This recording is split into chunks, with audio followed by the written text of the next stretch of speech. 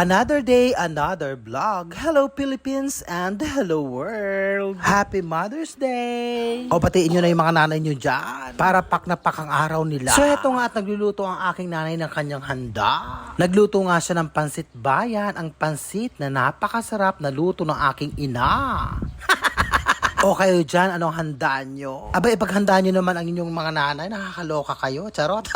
Kahit sa ganitong paraan, maligayahan naman sila. Bigyan naman natin sila ng karangalan bilang ina. At heto pa, meron pa siyang isang niluto, ang napakasarap na sopas na request ni Maro. O, diba? Pak na pak.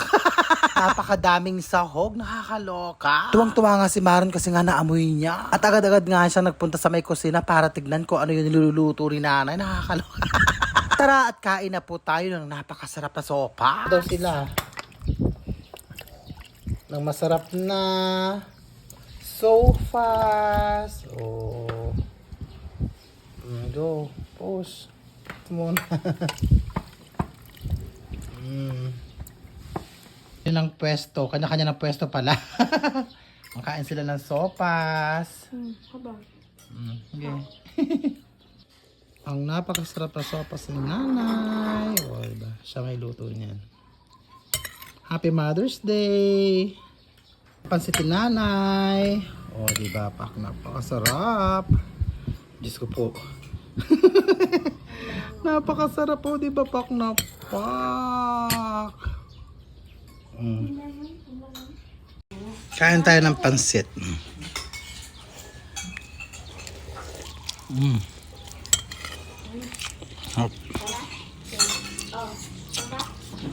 Pansit bayan ang tawag dito. Ano yung mga bata o galing? Ano binili nyo? Bumili ng halo-halo. Nandito na pala yung mga bodyguards ko. Si Daddy. Saan? Saan si Daddy? Ito yung halo-halo doon kila. Ano pangalan ng binili nyo? Halo. Halo-halo ni Auntie Ana. Ana Gabres. Gabres. Ito. Sige, kumuha na kayo. Bili niya si Bimbo. Oh. O, ganito ang halo-halo niya. Ang init. Yung siguro sa'yo. Ano ba't hindi na sa yelo? Sobra?